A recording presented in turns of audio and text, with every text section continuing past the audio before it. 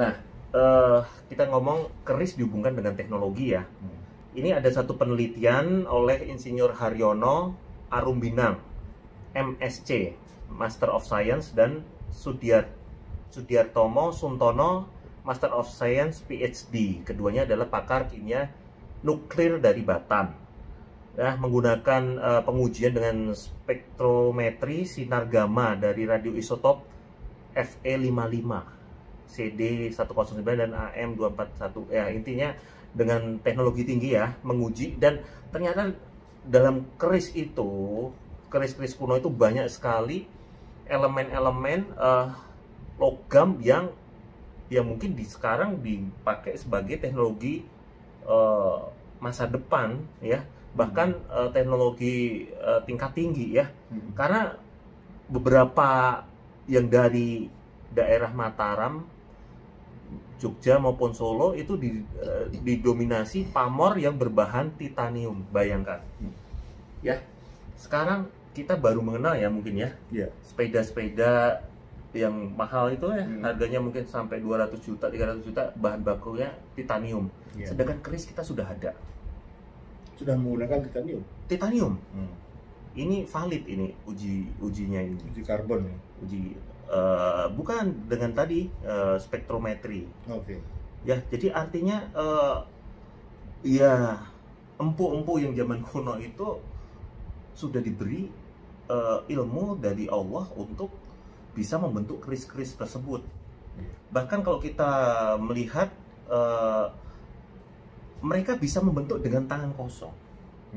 Nah, kalau dihubungkan dengan Quran, itu ada nggak hubungannya? Coba dokter lebih jadi gini, masalahnya. Jadi sebenarnya ilmu untuk membentuk logam menjadi keris itu adalah ilmu yang diturunkan dari Nabi Daud. Ahli logam, besi, ahli logam besi. Dalam Quran terjemahan Indonesia itu baju besi. Diterjemahkan adalah baju. Padahal sebenarnya bukan itu. Baju itu kalau bahasa Jawa apa? Ageman. Ya ini keris. Inilah peninggalan dari ilmu dari Nabi Daud. Bukan membentuk baju besi untuk perang kayak itu, bukan, tapi ageman. Ageman itu ya keris gitu. Ya, ageman artinya baju. Oke.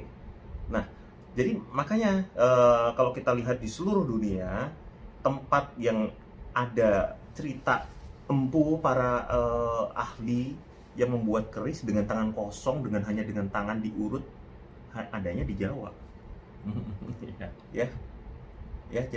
Jadi terhubung sebenarnya keris itu, dengan keris kita bisa memahami dari sisi teknologi tinggi maupun dari sisi Quran.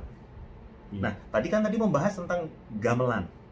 Gamelan pun itu sebenarnya adalah ya peninggalan dari Nabi Daud.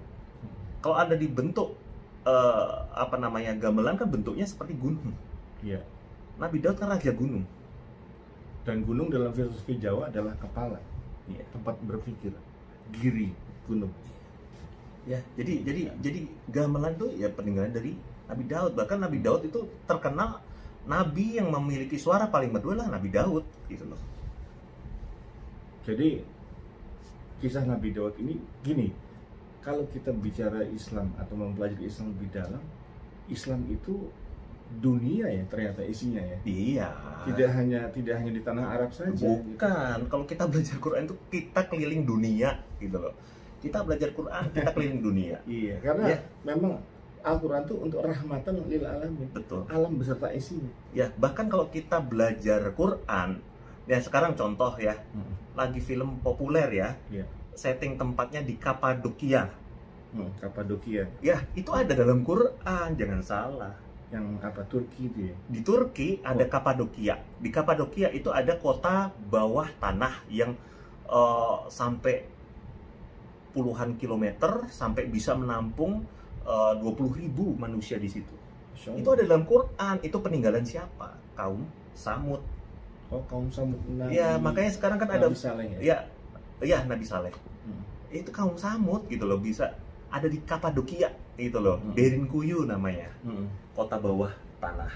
Iya. Terus kita jalan-jalan lagi, kita ketemu misalkan di kota Heidelberg ya, di Jerman. Itu ada dalam Quran juga. Itu kaumnya kaumnya kaum Ad. Heidelberg itu ya Heidelberg. Ada juga yang kaumnya Nabi Lut. Kita ke Itali. Ada Pompei di situ. Pompei, manusia yang tercetak itu. Iya. Lagi berzina, dia tercetak lahar. Itu kaumnya panas. Nabi Lut. Kaum Nabi Lut ya. Keliling dunia dong. Ya, kaumnya Aikah itu ada dalam Quran, itu di tetangganya Pompei, Herculaneum. Iya.